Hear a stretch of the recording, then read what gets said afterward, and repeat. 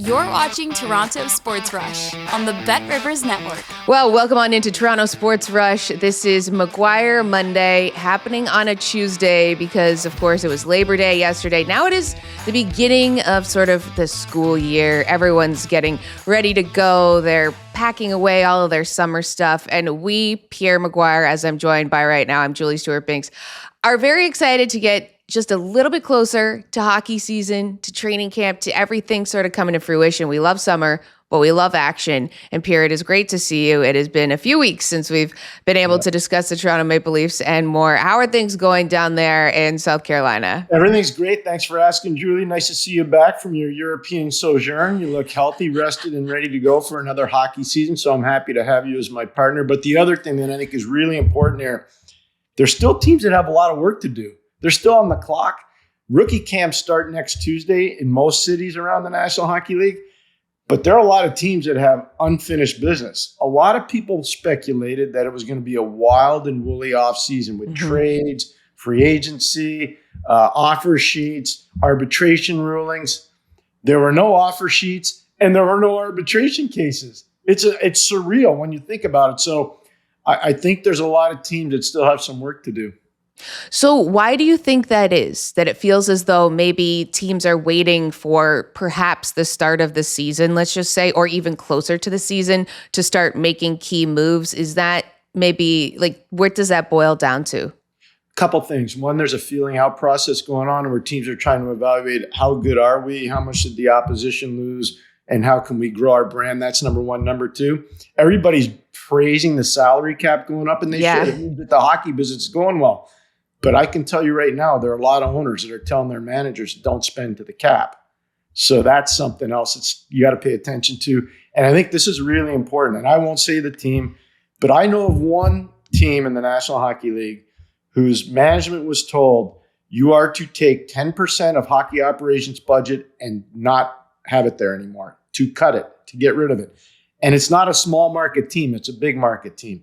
So there's stuff going on around the league. And I think part of that is financial when we talk about your original question. And part of that is teams trying to figure out exactly what they have going forward. Okay, so let's break it down for maybe some of our listeners or viewers who don't understand that necessarily. Like when you take 10% of your hockey operations budget and slash it, why are you doing that? And what are those jobs that you are now affecting that could then affect maybe your team? Scouting, analytics department, video department, potentially minor league development, R&D. There's a lot that goes into it. So let's use a round number. Let's just say your scouting budget's $1 million.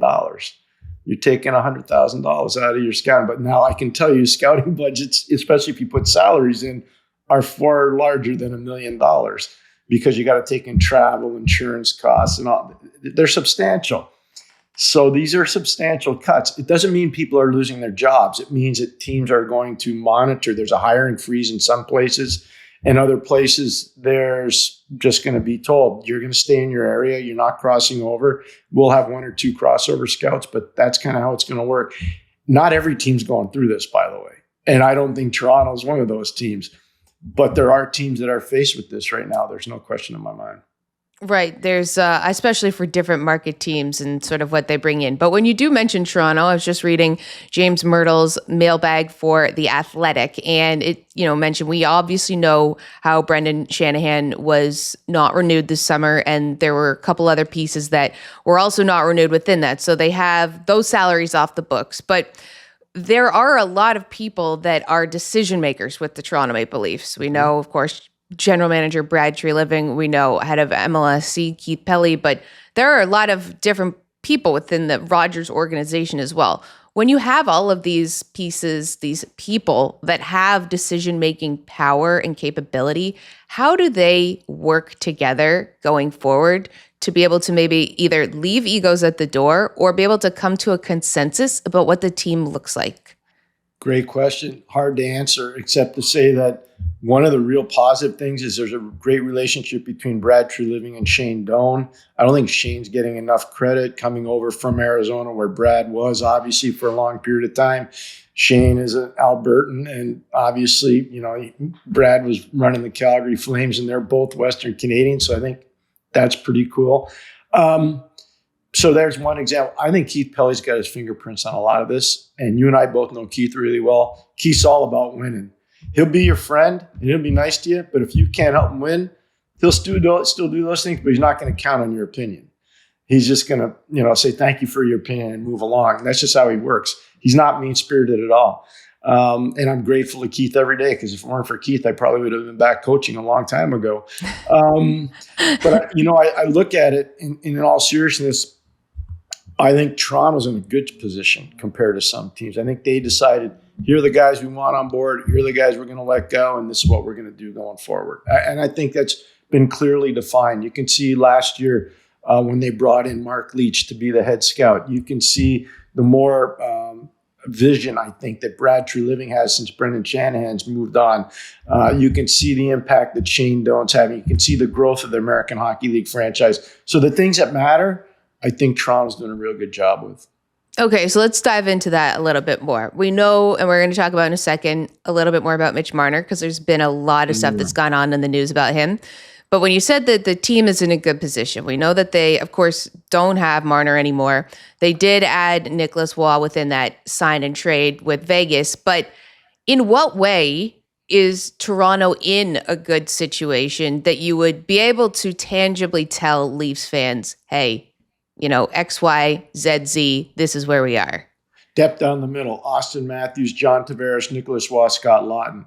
You're taking almost a Florida blueprint. When you look at Florida, you got Barkov, you've got Bennett, you've got Lundell, and then you've got Nosek. So you look at Toronto's 4 versus Florida's 4, you're getting pretty close to that model that's worked very well for the last 3 years, with Florida going to the final 3 years in a row and winning 2 years in a row. That's number one. Number two, the addition of Dakota Joshua.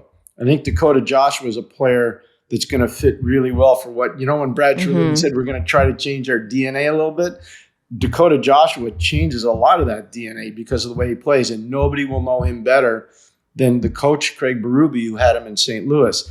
Sometimes it's better to know both sides, so Berube knew a lot more about Dakota Joshua than maybe the Vancouver Canucks knew about Dakota Joshua in terms of how he was going to coach him.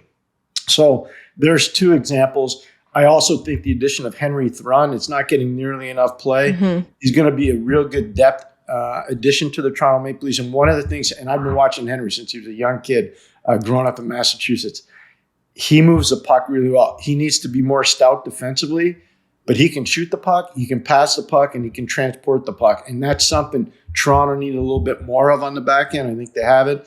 And I think Matias Maccelli is going to surprise so many people, Julie. I think quietly, and again, Brad Treliving knows the player extremely well. So I think Toronto did subtly some really good things. I know they're getting bashed by a lot of people in the media. I don't agree with it. And everybody's entitled to their opinion.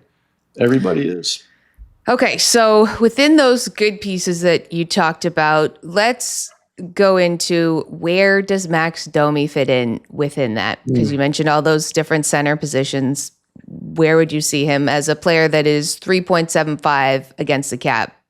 Yeah, he's either going to play on the right side, even though I know he's naturally better on the left side, but he'll either play on the left side with Matthews and Nyes, or he'll play on the left side with Tavares and Maccelli, I think. So, again, I think they're trying to figure out their roster. And they're one team. They've done a fair bit, but I still think there's more to do. It's going to be really interesting. Like, where does Easton Cowan fit in on this whole thing?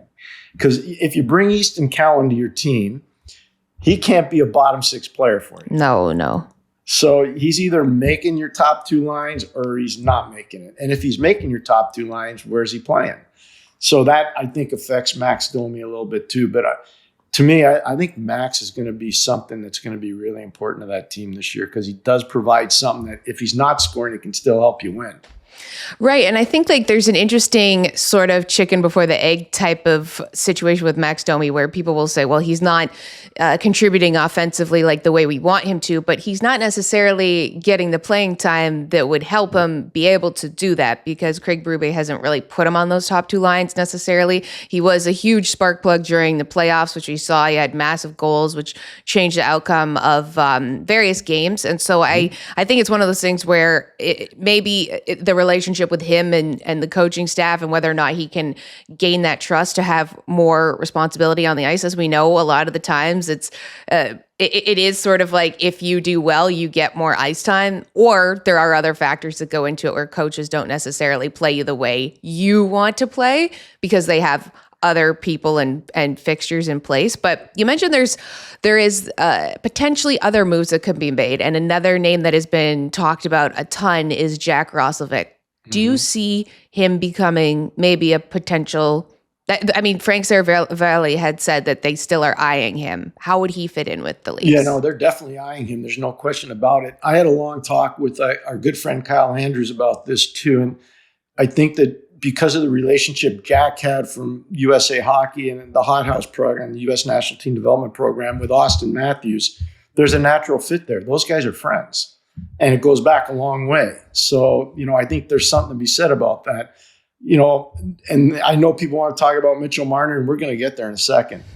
But Austin Matthews lost a real good friend of his. If all you had to do is go watch a Leaf game and watching the warm-up what Austin Matthews and Mitchell Marner used to do together, and I've been around the national, this is 36 years now. I've never seen two guys in warm-up do the stuff that Matthews and Marner used to do. And it was a relationship. It was an amazingly tight, very trusting relationship, both athletically and personally. You could see it. Well, he's gone. So players like that need people around them that they trust. And I think there's a trust factor between Austin Matthews and Jack Roslovic that I think could eventually lead to Roslovic coming to Toronto. Right. A piece that would be great for chemistry, as you mentioned, that would maybe help be a good addition to helping Austin Matthews. As always, Matthews and Marner seem to be in the same conversation together. And when we do look at Mitch Marner, of course, a lot of the news this past week has been with his interview when he was at Team Canada orientation camp with TSN's Mark Masters, where he had discussed that he said that after the playoffs, after they were eliminated by Florida, that his wife's father had said that people were sending screenshots of wanting to say their goodbyes to him, and they knew his address. I mean, when I listened to him discuss this and him saying, it's difficult when you have a young family, you have a baby, you have a dog, you can't even go walk your dog, you can't go outside, you're worried about the safety of your family. What are these Leafs fans even going to do? I mean, that entire situation is so toxic, and I felt for him. I immediately, when I heard that, I thought, like, I wouldn't want to be in this environment. I wouldn't want to have the safety of my family be precarious and unknown, and having these fans just be so vocal and really angry against you. What do you make of what he said about everything? Well, clearly that's how he felt. So I'm going to take him at his word, and I'm going to respect him. I'm fortunate enough to be somebody's husband and to be a father. And I wouldn't want anybody hurting my wife, and I wouldn't want anybody hurting my children, and I wouldn't want anybody hurting my sister, and I wouldn't want anybody hurting my mother. Do you know what I'm saying? So I kind of felt for him there. I know what that's like. I've been on the road most of my adult life, and if it weren't for my wife, my children never would have grown up the way they have, and they've been amazingly successful. I'm really proud of them. So I understand what Mitch is doing, especially as a first-time young father. But with big money comes big responsibility. And so he got big money, and he had big responsibility. And through most of his career in Toronto, he was really responsible and he was good. It's never easy because you're under the microscope, and what's changed so much about sports, in particular, social media. And so I think for Mitch, it became really hard, and everybody handles it differently. I'll use John Tavares as an example. Julie, you know this as well or better than I do. And I'm a friend of John's, and I respect him a ton. He could have gone to a lot of different places, Julie. He could have gone to a lot of different places for a lot more money. He stayed in Toronto because he embraces it. He wants to be part of it. He loves it there. There's nothing wrong with that. Just like maybe Mitch wasn't comfortable there. Maybe Mitch wanted to go. Everybody's different. Everybody's different. So the only problem I have, I don't like people like yelling and screaming at guys. If somebody wants to move on, let them move on. But I felt bad for him. When I saw that, I could sense that there was some pain there. Now, I don't know about the leaking, and I don't know about any of that stuff. I don't know about hiring security guards. I don't know anything about that. I've coached a lot of really good players over the course of my career. They never had to deal with it. Yarmer Yager, Mario Lemieux, Paul Coffey. They never had to deal with it. I remember Alfie Samuelson had death threats against him when we went into Boston in the playoffs in 91 and 92. I remember it clear as day.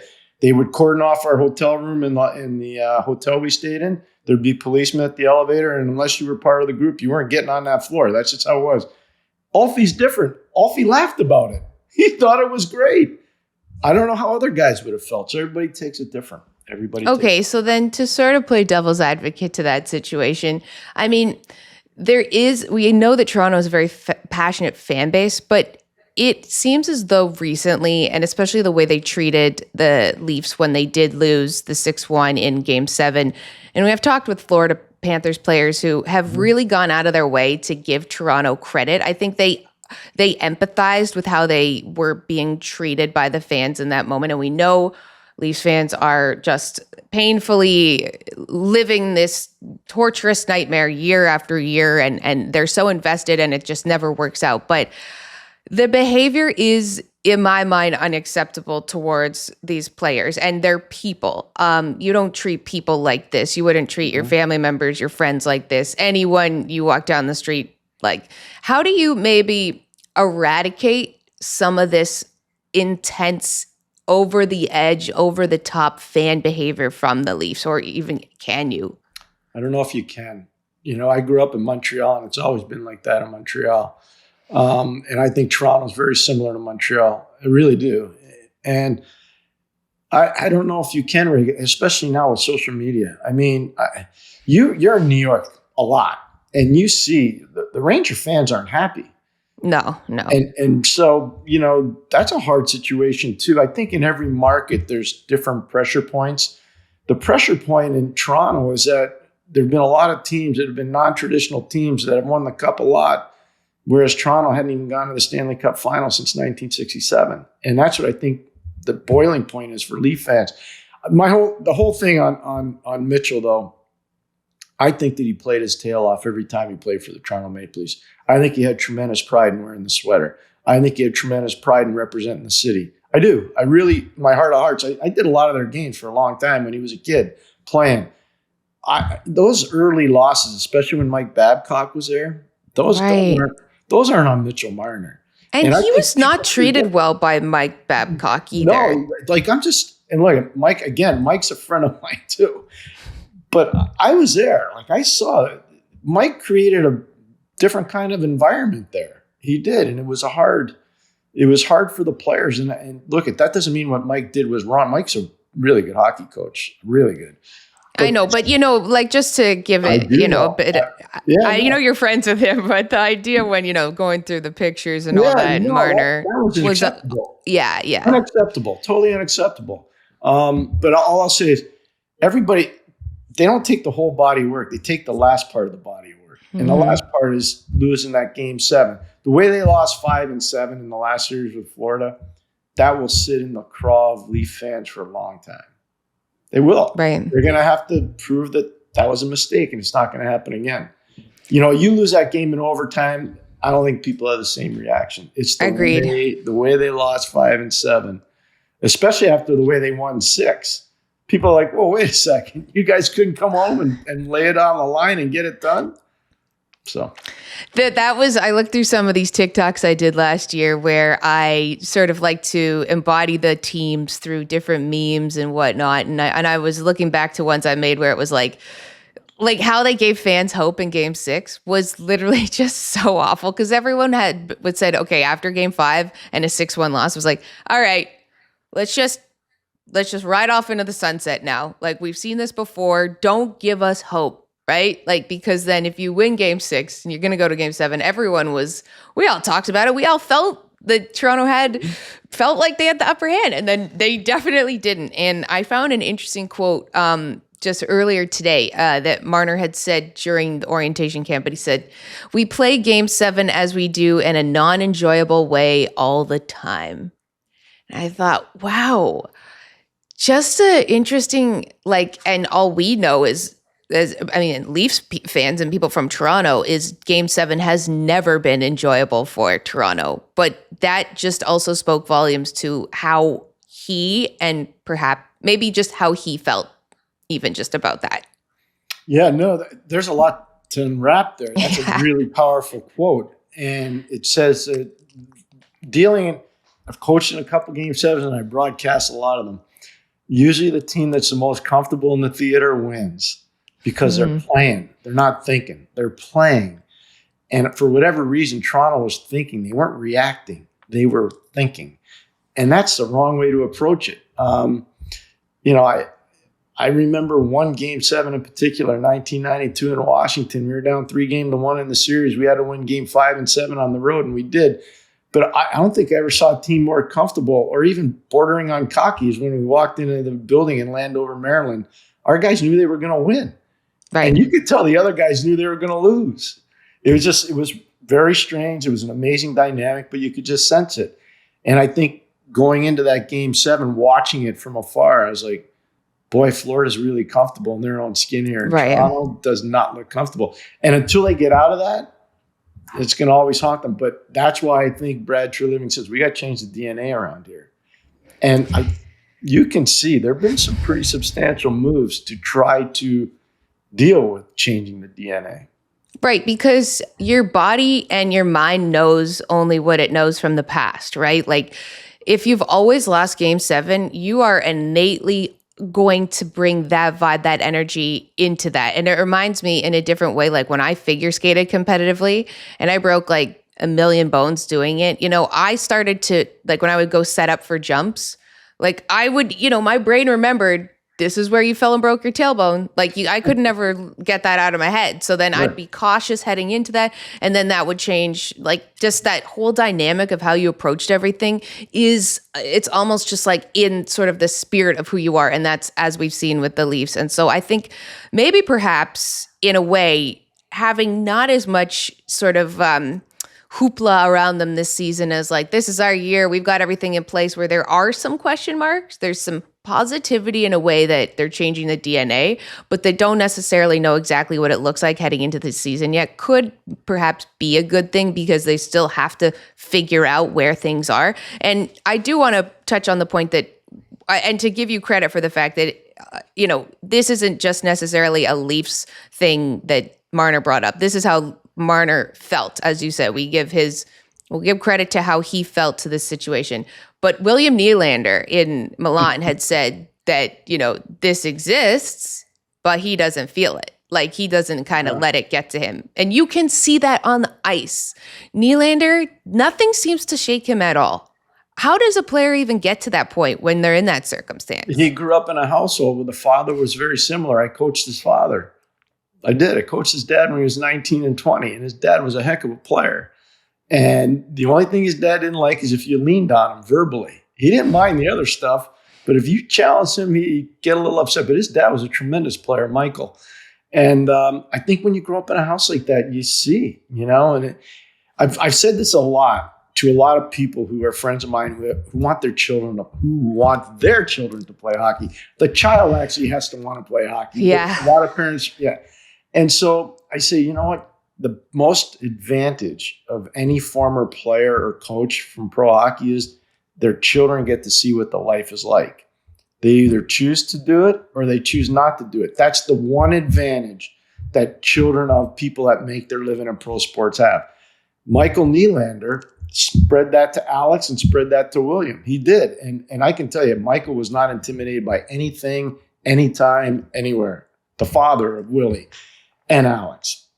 And I have a lot of respect for that. That's not to knock Mitchell Marner. Like I said, everybody handles things differently. Johnny Tavares wants to be part of the solution. He doesn't want to be part of the problem. I respect that a lot. Christopher Tanev, he chose to come to Toronto. There were other teams that wanted to take him. And I can tell you this from the bottom of my heart. Jake McCabe chooses to be a Toronto Maple Leaf. He doesn't want to be anywhere else. He chooses. So I look down at all these different players, and I think Toronto's an amazing place to play. And that's not a knock at Mitchell. Mitchell's allowed to have his own opinion. Right. I feel badly for him. I do. If he really felt like that, and I think he did. That's a tough way to live. Really tough. Right. I think you bring up some good points there with the Nylander situation. You can relate that to the Tkachuks, right? Matthew and Brady grew up in that entire environment, and look at how they've been able to do. They've relished like the spotlight, the hatred, the everything about it, and they grew up in that environment. And when you also do look at the fact that we do overlook sort of John Tavares and that he has gotten boatloads of criticism for everything, even going back to the island, like whenever he's playing there and everyone's still razzing him for leaving. And it's been, 7 years, and it's just so fascinating. And he gave away his captaincy to Austin Matthews. Like there's just so much that he has done to sort of be able to play there. And as we know, he took a team-friendly deal because he wanted to be able to play there where he had options to potentially go somewhere else for more money. So everyone does deal with it differently. I don't want to say what happened to Mitch Marner was okay, and I don't want to condone any kind of online bullying, but I do think that there is a level of how much can you stand and how much can you deal with it in Toronto. Now, as we look ahead, I know that we're obviously going a little long on this because I haven't seen Pierre in a while, so I just had to pick his brain on a bunch of these questions I've had over the summer while I've been sipping Aperol spritzes across Italy. I was like, I wonder what Pierre thinks about this. Well, it's not McGuire Monday, so I'll have to wait for that. But as we look ahead, what's something you're excited about for the Leafs, and what's something that you have a question mark about as we look towards rookie camp and training camp? I'm really excited about the depth of the Toronto Maple Leafs center ice position. I'm really excited about the addition of Mateus Michelli. I think he's going to really blow people away with his hockey sense and his ability to contribute offensively. And I'm pumped to see what kind of camp Easton Cowan can have. I'm looking forward to it. He's coming in hot, actually. Think about Memorial Cup, all the great things he did in the Memorial Cup run for the London Knights. I'm really excited to see what this player can do. So there's a lot in Toronto that I'm pumped about. And I'd say this right now. I thought last year Toronto was the best team in their division. Mm-hmm. Turns out that they were pretty close, but they weren't. They didn't have enough to get past the Florida Panthers. I still feel they're in the same position. I really do. I think the way they're built right now, and they're going to have the ability to make some adjustments as the season goes along, I think they're built to be really successful and have a tremendous year. That's saying a lot, considering they're in the same division as the Florida Panthers, who, as we know, have already been anointed by many people as a three-peating Stanley Cup champion. And I'll tell you one other, don't go to sleep on the Montreal Canadiens. Montreal is going to be really good. Oh, yeah. And don't go to sleep on the Ottawa Senators. Yes. Do not go to sleep on Ottawa. There's only one. So, the best part about the summer for me, besides golfing and spending time with my family, is that I break down teams, and I have time to do it because I'm not running to an airport. I'm not running to a different show. And you can spend time 2 or 3 hours just every day, just each team. You go around.